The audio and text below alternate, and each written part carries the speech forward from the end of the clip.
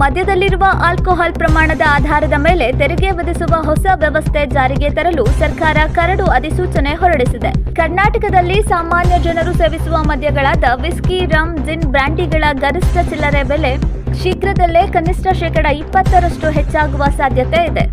ಹೊಸ ವ್ಯವಸ್ಥೆಯ ನಿಯಮದಂತೆ ಮದ್ಯದಲ್ಲಿನ ಆಲ್ಕೋಹಾಲ್ ಪ್ರಮಾಣ ಹೆಚ್ಚು ಇದ್ದರೆ ತೆರಿಗೆಯೂ ಹೆಚ್ಚಾಗಲಿದೆ. ಹೀಗಾಗಿ ಕರ್ನಾಟಕದಲ್ಲಿ ತಯಾರಾಗುವ ಇಂಡಿಯನ್ ಮೇಡ್ ಲಿಕ್ಕರ್ ಬೆಲೆಯ ಮೇಲೂ ಇದು ಪರಿಣಾಮ ಬೀರಲಿದೆ.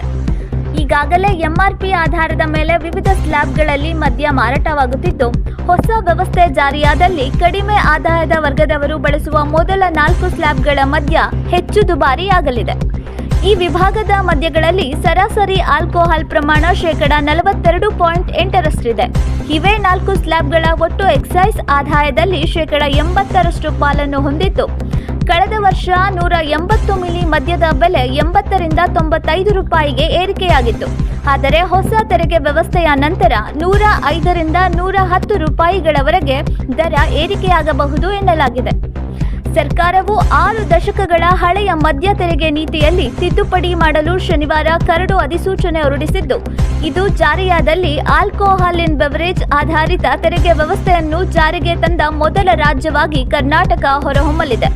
ಪಾಶ್ಚಾತ್ಯ ದೇಶಗಳಲ್ಲಿ ಈ ವ್ಯವಸ್ಥೆ ಇದ್ದರೂ ಭಾರತದಲ್ಲಿ ಮೊಟ್ಟಮೊದಲ ಬಾರಿಗೆ ಮದ್ಯದ ಪ್ರಮಾಣದ ಬದಲಿಗೆ ಅದರಲ್ಲಿನ ನಿಜವಾದ ಆಲ್ಕೋಹಾಲ್ ಪ್ರಮಾಣದ ಆಧಾರದಲ್ಲಿ ತೆರಿಗೆ ವಿಧಿಸುವ ಕ್ರಮಕ್ಕೆ ರಾಜ್ಯ ಮುಂದಾಗಿದೆ.